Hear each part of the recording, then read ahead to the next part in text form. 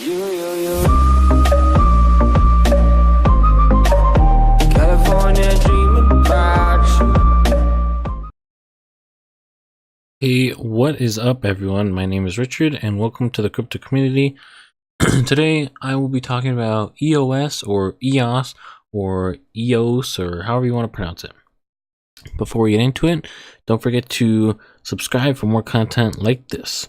Okay, so what is this? It's kind of interesting actually. It's very similar to some other platforms I've talked about before.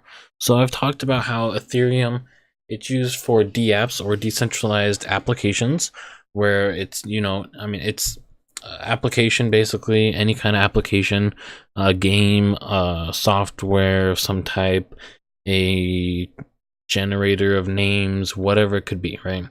Ethereum does that, and that's what a dApp is. So there's plenty of platforms that are doing dApps, and Ethereum has issues with scalability with their dApps because they can only do so many transactions per every second. So it's really it's pretty limited. But what's interesting is we have lots of platforms like this one that I'm going to talk to you guys right now about, and I've done some reviews of some of the other ones, and their goal is to solve that issue. And really what it's going to come down to is which one's able to scale, which one's really able to launch it, right? Because a lot of these are in test phase. We kind of go over here and take a look at it. The test net has arrived. You're going to be able to test it and practice it and see how it goes. Like I said, scalable, flexible, usable.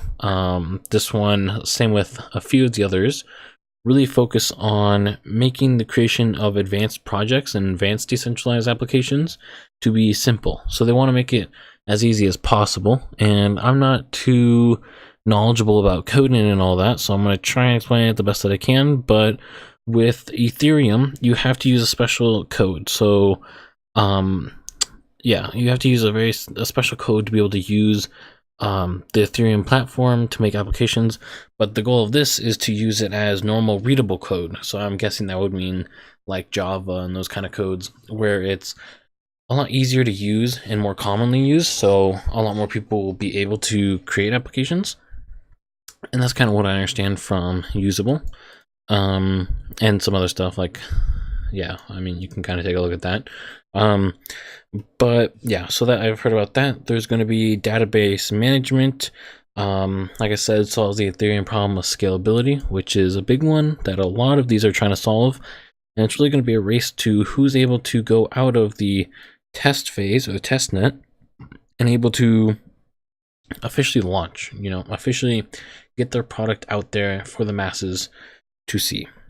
Another interesting point, I'm probably going to butcher his name, but Dan Lammer, he's involved in this, and he's also involved in Steemit, which is interesting because Steemit is a blogging platform, a social media platform, with really, really fast transaction speed. So it's able to handle all the different posts and all the different things that go on that platform. So he helped to start that platform. So he has influence in both platforms, which means that he knows kind of what he's doing, basically, which is good because some of these other things don't necessarily know. I mean, of course they know what they're doing, but it's not proven, is what I'm trying to get at here. Is he already has something that works currently that he knows works, and he's just trying to make it work for this version, this platform instead. Same concept though, just different usage really. And yeah, I mean, it's going to be interesting. Kind of like I said, there's a lot of these that are similar projects out there. I've done videos on a couple of them that you guys could go check out, but a lot of them really try and do these decentralized applications and solve the issues that Ethereum has. Because if you go ahead and look at Ethereum, it wants to load anytime this year. But basically, Ethereum, it's number 2 right now, right? And that's because it's been around for so long. It's super big. But the problem is its scalability. It can only do so many transactions, right? Because this thing's been around for a while. It's been around, oh boy, 2015. So it's kind of outdated. It's kind of like, I mean, Bitcoin. If we take Bitcoin for example, right? Bitcoin's way outdated. It's yeah, I mean, yeah, you go way back there, and you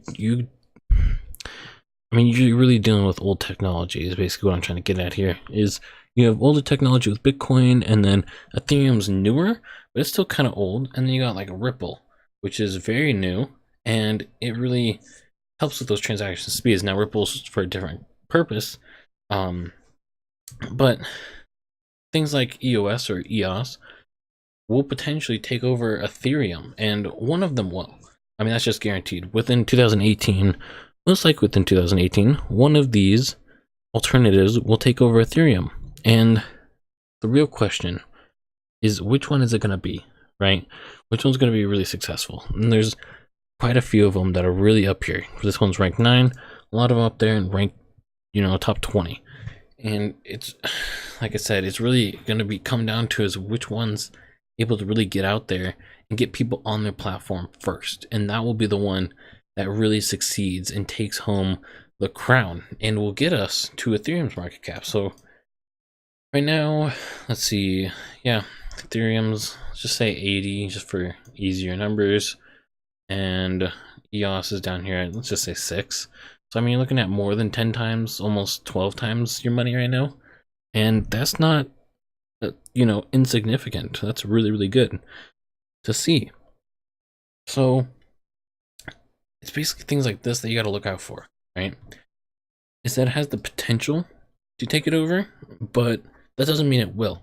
One of these will, but I don't know which one will. So that's something you guys got to go look out for and try to figure out for yourselves. So that's for today, guys. I will catch y'all in the next one.